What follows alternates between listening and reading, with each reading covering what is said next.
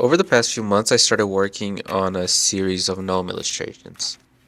I wasn't really sure what I wanted to do with them, but from the very first one, this guy over here, I knew that there was a story there, and I kind of wanted to do something with that. By the time that I was painting the one of the sleeping troll, which is the one that's coming up now, I knew that I wanted to explore this world a little bit more. There was definitely a story here with these three little gnomes, and I wanted to see what it was. So I got to writing, and I came up with a story that would allow me to explore the world and see where it would take me. And of course, with any good story, you need a good villain, or or a bad villain. So I came up with this guy, the one I see. I did a couple sketches of him, and I also wanted to see what he would look like in color. So I pulled out the handy dandy 5/8 Pentelic watercolor 48-page aqua journal, blue shade, not a sponsor, and started sketching.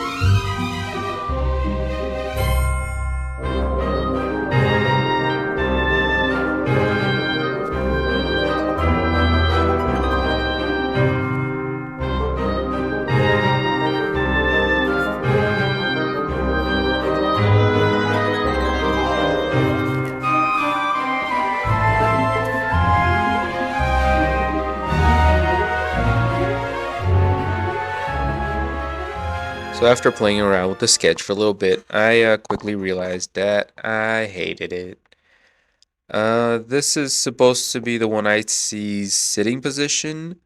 The story behind it is that this creature would sit there for such a long time that the moss would grow all over them, making them look like just a super mossy stone on the side of a hill, waking up only to the smell of the Fey folk. But I'm not really digging the little side legs and want him to look a little bit more uniform, maybe a little bit more stone-like. So I moved to a more dynamic pose for now, and I'll return after with a fresh set of eyes. Or eye. Sorry.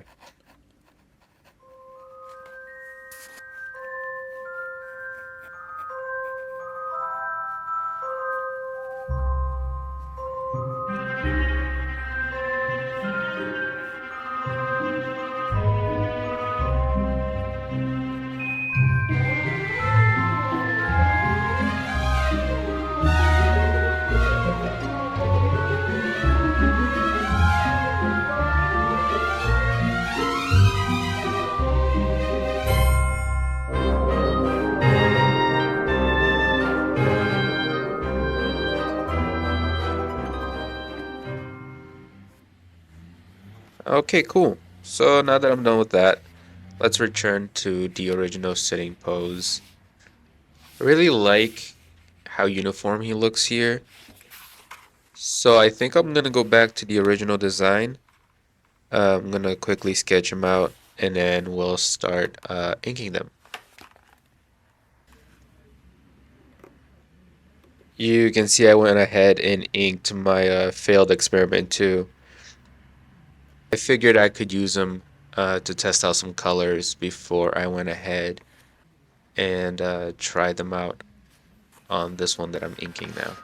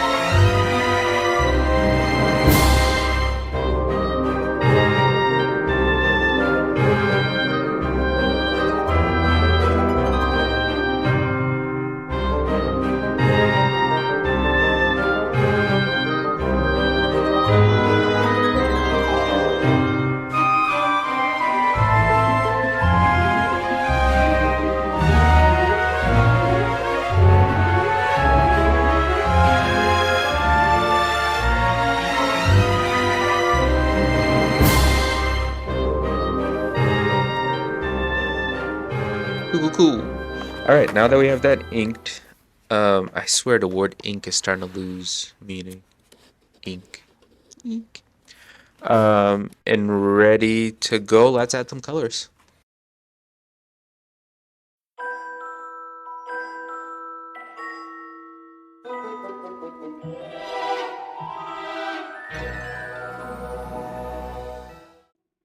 First thing I want to do is add this green. I want to see how that looks like on him. At this point, I want his natural color to be like a golden brown and him have the moss on top of him.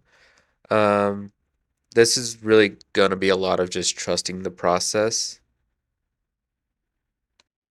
I'm just working my way down and I'm seeing if things are working or if some things aren't.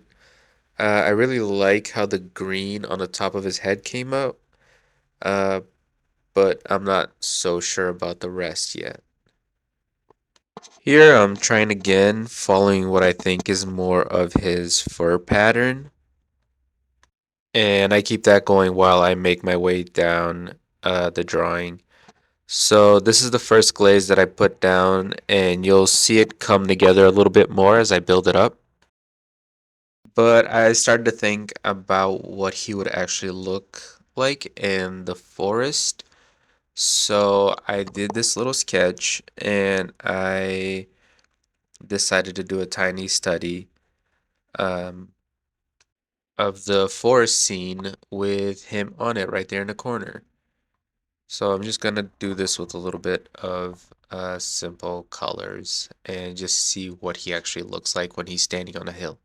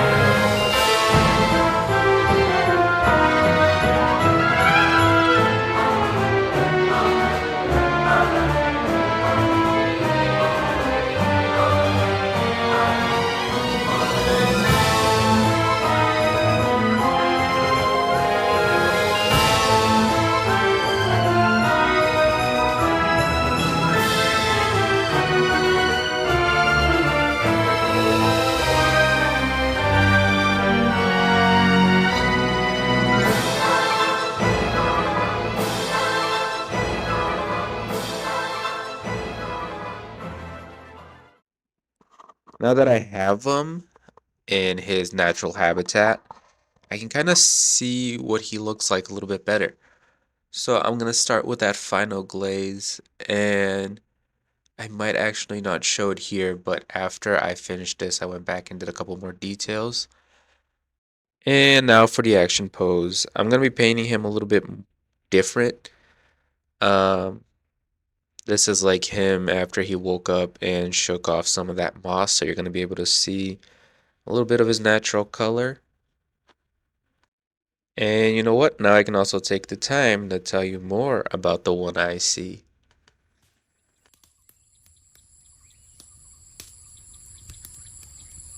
It's been called many things.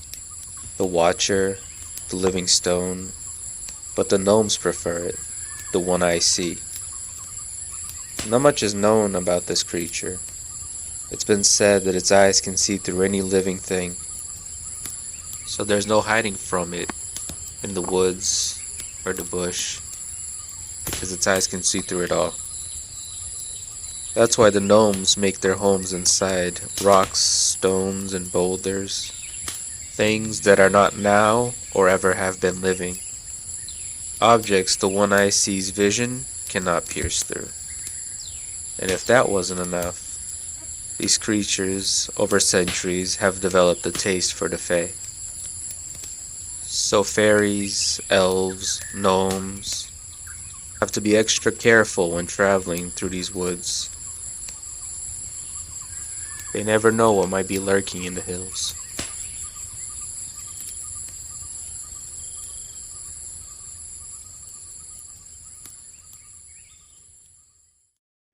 So that's it.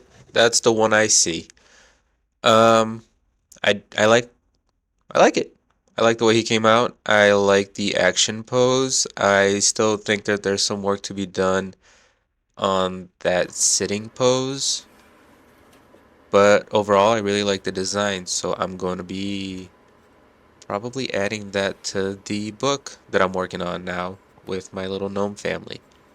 I'll make a couple more videos on this book, so I hope you like, subscribe, and see you on the next one.